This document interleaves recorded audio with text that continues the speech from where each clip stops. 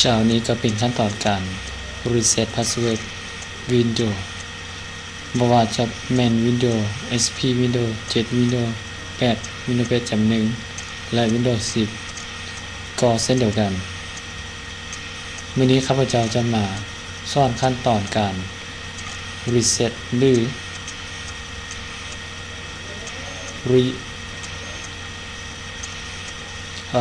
ขั้นตอน reset password หรือ hacker password อยู่ใน Windows ซึ่งแต่ละขั้นตอนนั้นจะเป็นอะไรในพวกเราไปนำเบิ่งนำกันทวิตท่านต้องไป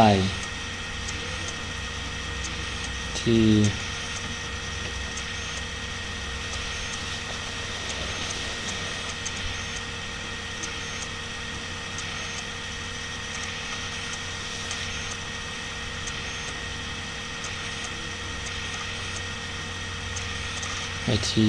restart เมื่อท่านเอาแผ่น CD เซอร์หรือแผ่น DVD ที่เป็น Windows นั้นใส่แล้วต้อง restart คอมพิวเตอร์ของท่านมาเพื่อบูตจากแผ่น Windows นั้นพวกเราจะปฏิบัติไปตามขั้นตอนคือการลง Windows มาหรือลง Windows จากคอมพิวเตอร์ next file แล้วเราจะไปเบิ่ง repair your computer คลิกที่ repair your computer แล้วพวกเขาจะไปเลือกที่ troubleshoot เลือกที่ advanced option เลือกที่ command prompt หรือ cmdเมื่อเราเลือกแล้วมันจะปรากฏหน้าต่าง CMD ออกมาดังนี้เนาะ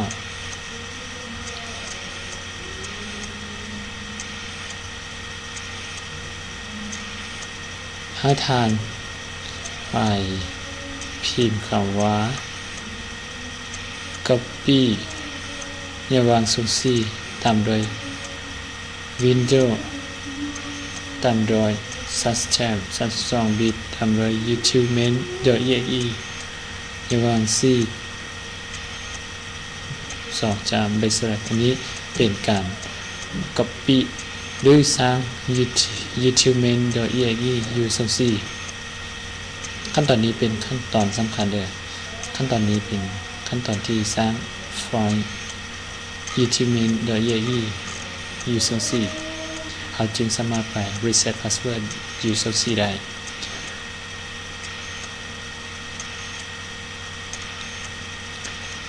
โอเคท่านพิมพ์คำว่า copy ดังที่ข้าพเจ้าได้มาเสนออยู่นี้เนาะอยู่หน้าจอนี้ว่าให้ท่านพิมพ์ดังที่บอกอยู่นี่โอเค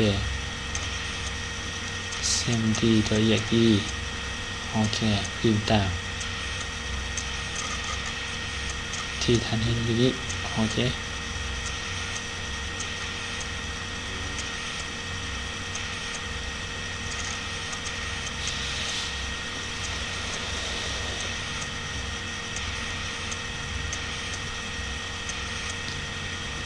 พิมพ์คำว่า yes ลงไป enter โอเคสำเร็จ copy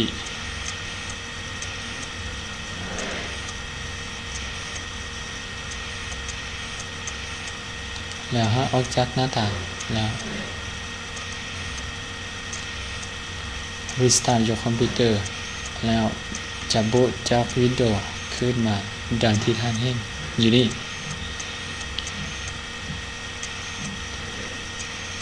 ไปที่ปุ่ม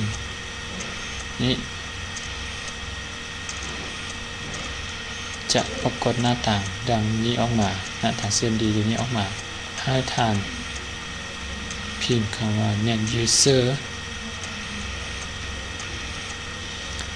ตามโดย ชื่อของ user โอเคตามด้วยชื่อของ user เน้น user เพื่อ show ว่าจะมี user จักคนอยู่ใน Windows ของเจ้าถ้าท่านพิมพ์ว่าเน้น user ตามด้วยชื่อ user ชื่อ user และ password ใส่ password มาหรือใส่ password อย่างนั้นก็ได้ตามที่ท่านต้องการใส่หรือบ่ใส่ก็ได้คันถ้าว่าบ่ใส่แล้วมันจะบ่มี password login มันมีแต่ชื่อ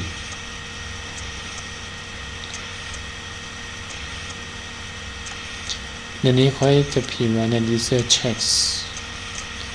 1 2 3 4 5 6 7 8อันนี้เป็น password ของ checks user checks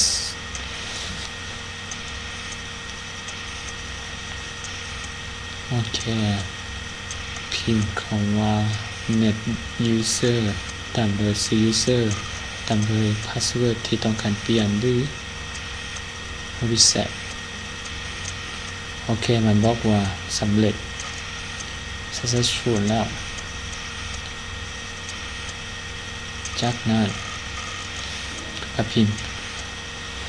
user administrator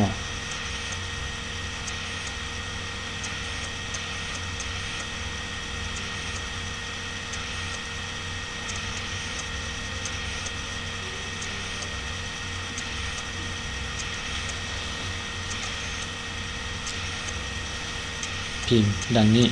ดังที่แสดงที่ท่านเห็นอยู่นี้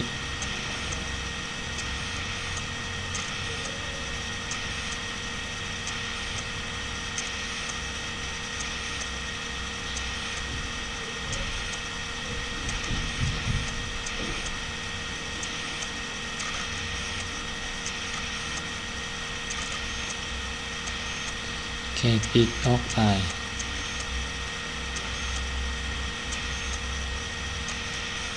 เวลาท่านบ่ได้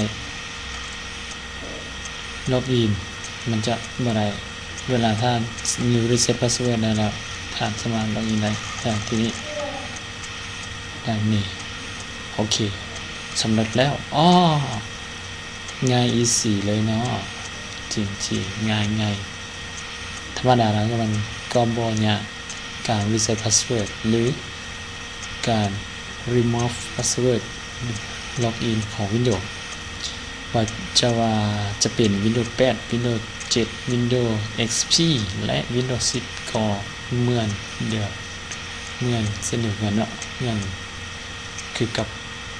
ขั้นตอนนี้เดียวกัน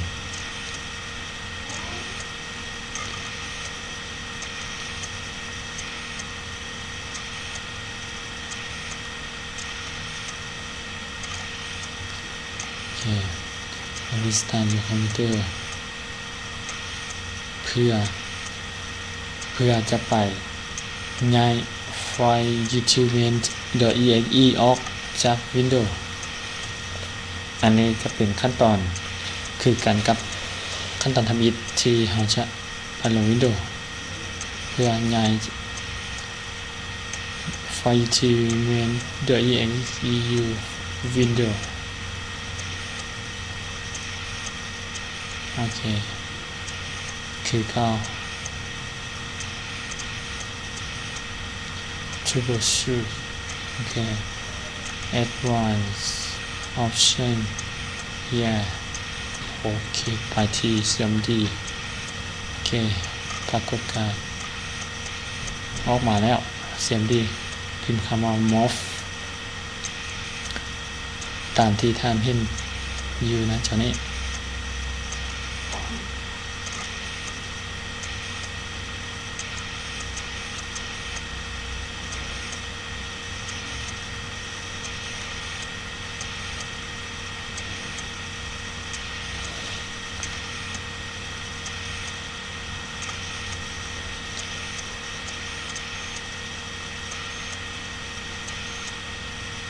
พิมพ์คำว่า yes enter โอเคสำเร็จแล้ว remove สำเร็จแล้วมีแต่ปิดหน้าต่างนี้หรือออกจากหน้าต่างนี้แล้วไป เราไป start window มาโอเคได้แล้วเมื่อท่านบ่ได้ remove ตัวนั้นไฟล์ instrument.exe ตัวนั้นมันจะบ่ปรากฏดังที่นี้